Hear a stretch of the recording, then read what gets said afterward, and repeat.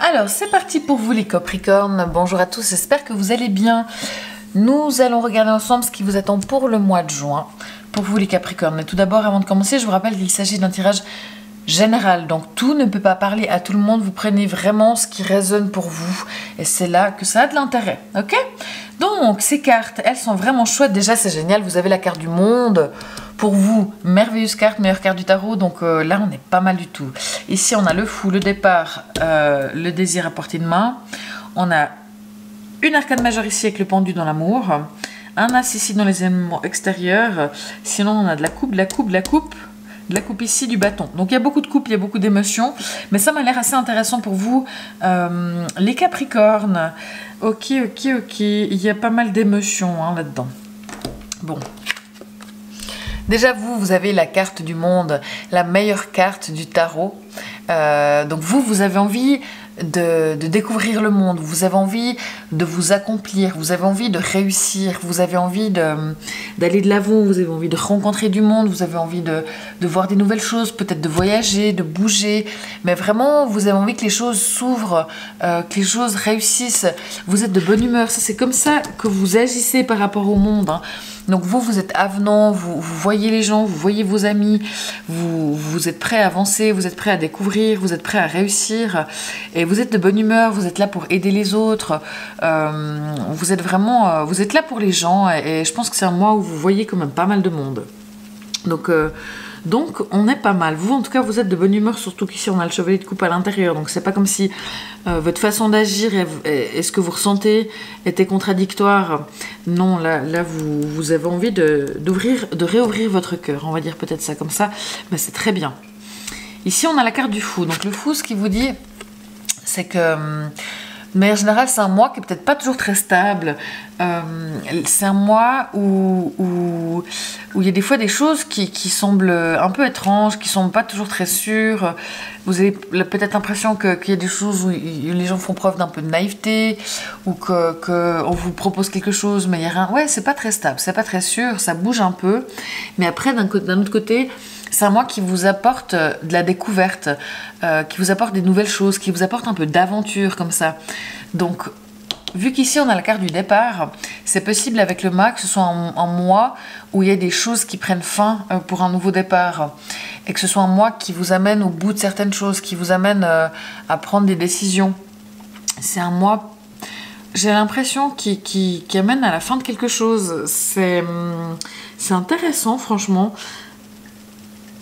On va voir un petit peu avec les cartes en dessous ce qui résonne, mais ça peut être en amour, où vous décidez de partir, ou vous vous faites larguer, je sais pas, mais dans tous les cas, vous, que ce soit vous qui décidiez ou vous qui subissez ça, ça a plutôt l'air de vous soulager et de vous dire, bah tiens, je vais pouvoir réaliser du potentiel, c'est comme si ça me libère comme ça, et ça me permet de m'ouvrir au monde. Ça peut être dans pas mal de choses, mais je dirais que c'est un mois qui, comme ça peut être peut-être par rapport au boulot aussi, puisque là on a quand même une carte de départ, donc que ce soit le travail ou l'amour, j'ai l'impression qu'il y a des choses qui changent, qui bougent, on arrive au bout de certaines choses, et c'est le moment de repartir, soit simplement en faisant les choses différemment, en étant plus ouvert, en ayant ouvert votre cœur, et puis en étant prêt à voir le monde. Ça peut être des choses qui se terminent pour des fins, mais pourtant on n'a pas la carte de la mort, hein, mais c'est vrai qu'avec ces cartes-là, moi j'ai l'impression qu'il y a des choses nouvelles qui se passent, des nouveaux départs qui vous semblent peut-être pas hyper safe, pas hyper stables, et pensés, et organisés comme vous aimiez que ça le soit, et que c'est ça qui vous sécurise, hein, on est bien conscient de ça. Donc là, c'est peut-être un petit peu déstabilisant, parce que tout n'est pas complètement sûr et posé, et analysé et sûr, et c'est peut-être un peu instable, mais ce qui est génial, c'est que j'ai l'impression que ça ne va pas pour autant vous stresser plus que ça, et vous êtes prêt à accepter ce changement qui bouge sans que les choses soient complètement sûres d'elles. Donc là-dessus, c'est plutôt bien, vraiment. Et là, on a la carte qui dit: l'objet de votre désir est à portée de main, ayez foi car tout joue en votre faveur. Blablabla. Donc là, pour moi, franchement, c'est un moment où il y a des choses qui peuvent se passer, et même si ça vous semble un petit peu instable, vous allez faire fi de ça, Et au contraire, vous allez vous réjouir de ce qui vous attend, même si vous n'êtes pas complètement certain de ce qui vient, mais vous y êtes presque là. Et ce changement-là, je pense que c'est un mois de nouveau départ, ou alors un mois où on termine des choses, vous savez qu'il y aura du changement à venir pour cet été, mais vous n'êtes pas très sûr de la direction dans laquelle ça va prendre, mais c'est pas grave, vous êtes ouvert pour accepter le changement, même s'il n'est pas complètement sûr. Donc moi, je trouve que vous êtes... pour vous, comparé à vous, c'est vraiment très positif, hein, les Capricornes. Moi, je trouve ça très très chouette. Ici, en conseil, ce dont vous avez besoin, on a le 4 de coupe. Donc, il faut peut-être prendre le temps de vous ennuyer, pour certains, si ça peut vous parler. C'est ok de pas tout le temps bosser, et puis de vous ennuyer un petit peu, de passer du temps tranquillement pour réfléchir, ça peut être bien. Après, c'est clair que si c'est pour ressasser, c'est pas l'idéal.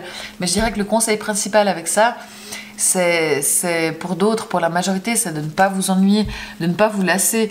Vous auriez peut-être tendance à voir ce que vous n'avez pas au lieu de voir tout ce que vous avez. Et je pense que le conseil, il est plutôt là. Regardez ce que vous avez et voilà, soyez objectif et pas pessimiste. Maintenant, dans le défi, on a le 6 de bâton. Donc le défi, ça va être de vous mettre en avant. Ça va être d'avoir de la reconnaissance par rapport à vous-même ou par rapport aux autres. D'accord? S'il y a quelque chose qui bouge en amour, s'il y a quelque chose qui bouge dans le travail, c'est important que vous soyez conscient de votre valeur, que vous arriviez à vous vendre, que vous arriviez à dire mais moi je peux faire les choses bien et je suis quand même quelqu'un qui mérite le succès et de la reconnaissance. Ça peut aussi dire d'avoir de la reconnaissance peut-être pour les gens qui vous entourent. Mais là j'ai l'impression que peut-être que ça se joue par rapport plutôt à votre confiance en vous, où il faut un peu vous mettre en avant et vous méritez les lauriers. Mais je pense que vous êtes quand même prêt à le faire avec le monde ici. Mais vous méritez parce que vous avez bien travaillé, vous avez travaillé durement. Et ça, il faut en être conscient et tout le monde ne fait pas ça et vous méritez vraiment de la reconnaissance de vous-même par rapport à vous-même et vous méritez peut-être aussi le défi, ça va être d'accepter de la reconnaissance parce que peut-être que dans le cadre professionnel ou même relationnel, on va vous faire des compliments, on va vous avoir de la reconnaissance pour vous et il faut accepter ça. Il y a pire comme défi, hein, franchement. Ici, pour le travail, on a le 8 de coupe. Alors, le 8 de coupe, c'est soit que vous quittez votre travail, donc vous allez quitter votre travail, et à ce moment-là, il y a ce départ, et tout n'est pas très sûr et certain, et ça semble un petit peu compliqué pour vous, parce que voilà, c'est pas très sûr, mais vous êtes ok avec ça. Donc, il y a ce départ, et surtout, si vous partez, c'est parce que émotionnellement, les choses ne convenaient plus, c'était trop stressant, d'un point de vue humain, ça jouait pas, il y a quelque chose d'un point de vue émotionnel qui fonctionnait pas au boulot. Si vous n'êtes pas dans le cas où vous allez partir, c'est possible que vous réfléchissiez justement à partir et que vous preniez la décision peut-être à la fin de ce mois de donner votre démission et de partir. C'est possible aussi qu'il y ait quelqu'un qui parte, un collègue, un chef, parce que justement il y avait des choses qui ne lui convenaient plus, mais à ce moment-là, c'est vrai que c'est plutôt quelque chose qui vous rend un petit peu triste, parce qu'il y a quelqu'un que vous appréciez bien qui s'en va.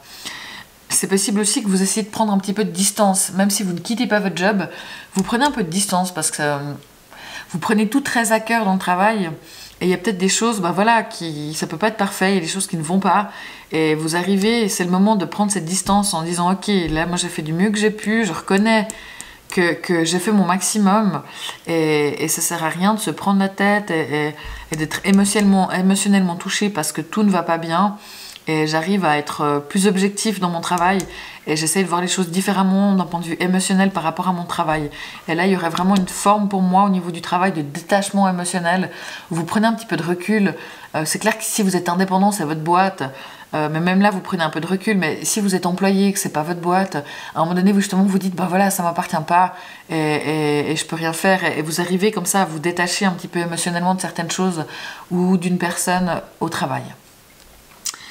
Ici, votre seul arcane majeur, on a le pendu. Bon, alors c'est possible que dans le cadre de l'amour, si vous êtes en couple, il y ait des blocages. Vous avez de la peine à dire les choses, ou il y a de la peur de l'engagement de votre part ou de la part de l'autre personne. Et là, c'est vrai qu'il y a un truc où ça coince un petit peu, on n'arrive pas à passer l'étape supérieure, on n'arrive soit pas à communiquer, soit pas à vouloir les mêmes choses. Il y a un truc qui coince, où vous attendez quelque chose, et puis ça met plus de temps à venir que ce que vous souhaiteriez. Ça, c'est possible aussi. C'est possible que pour certains, il y a un lâcher-prise. Pour ceux qui sont célibataires, par contre, j'ai pas forcément l'impression qu'il y ait une rencontre qui se fasse. C'est peut-être vous aussi justement qui n'avez pas envie, c'est pas le moment.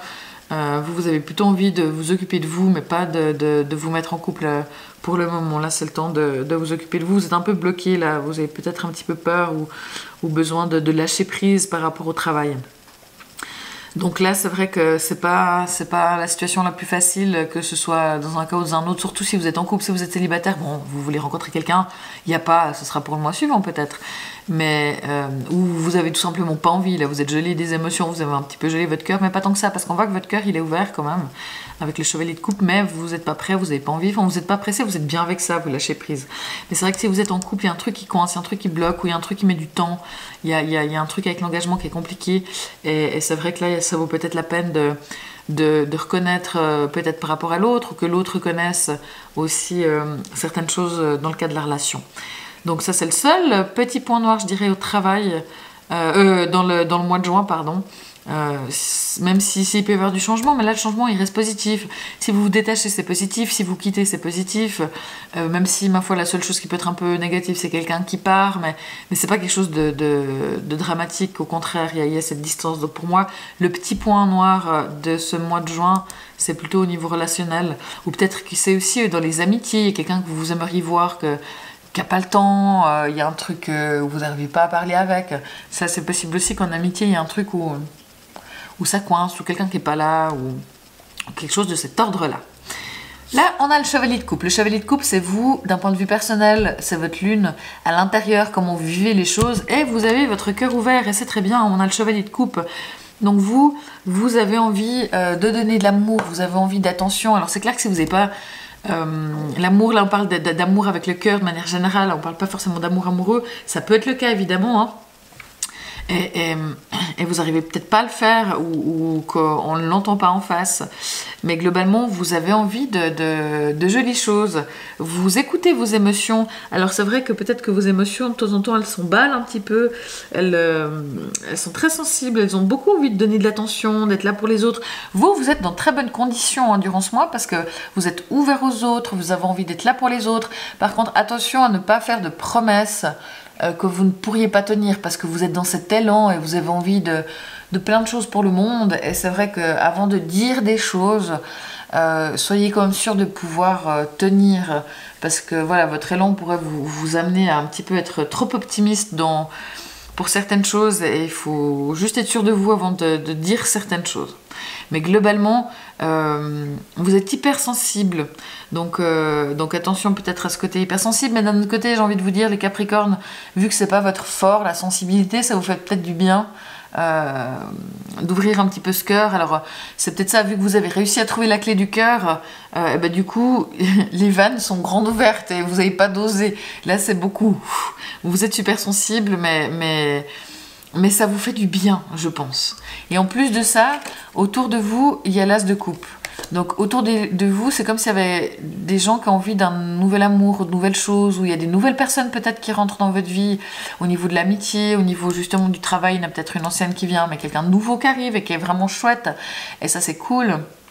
Avec l'as de coupe, c'est possible aussi que, ce qui est étonnant, c'est que soit si c'est en amour, votre partenaire qui a envie de nouvelles choses et qui ouvre son cœur, et ce serait vous qui êtes un petit peu coincé, et pourtant vous avez aussi le cœur ouvert, mais il y a un truc qui bloque dans l'engagement, dans la nouveauté, alors que vous avez ce cœur ouvert. Donc c'est juste là où il y a un petit truc contradictoire. Ah les mouches, je suis désolée, mais je peux pas.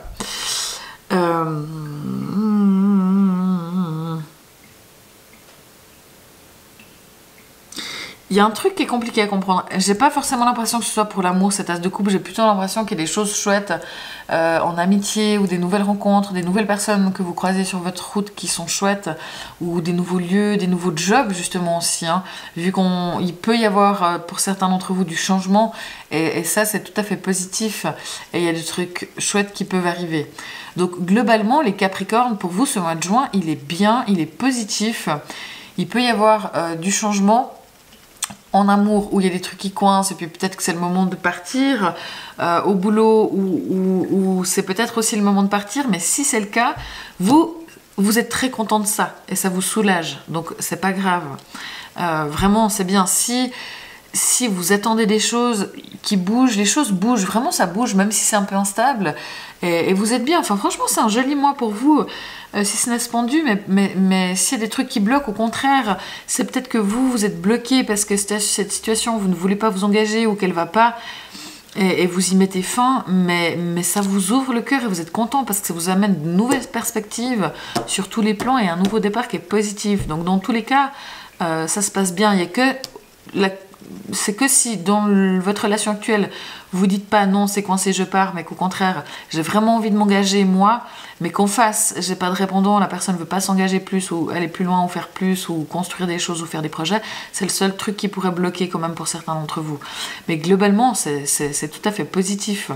Donc franchement, profitez. Et vous êtes dans de très bonnes dispositions avec le monde et le chevalier de coupe, avec ce cœur ouvert, et ça vous fait du bien les Capricornes, donc profitez. Pour les gens qui ont la lune en Capricorne, vous avez ce cœur qui est ouvert justement. Pour les gens qui ont Vénus en Capricorne, il y a un blocage, il y a quelque chose qui coince quelque part. Et pour les gens qui sont ascendant Capricorne, tout peut vous parler. Si vous voulez écouter votre signe lunaire et votre ascendant, faites-le sur YouTube, mais vous pouvez écouter aussi les résumés sur TikTok et Instagram. Moi, en tout cas, je vous remercie beaucoup, beaucoup, beaucoup pour vos likes, vos partages, vos commentaires, vos abonnements. C'est hyper précieux pour moi. Donc, merci beaucoup de me soutenir. Je vous souhaite un très bon mois de juin, mais je pense que ça va être chouette. Et il y a des choses nouvelles qui sont en train de bouger et vous avez le cœur ouvert, donc c'est bien. Donc, vraiment profitez. Et je vous dis au mois prochain. Ciao!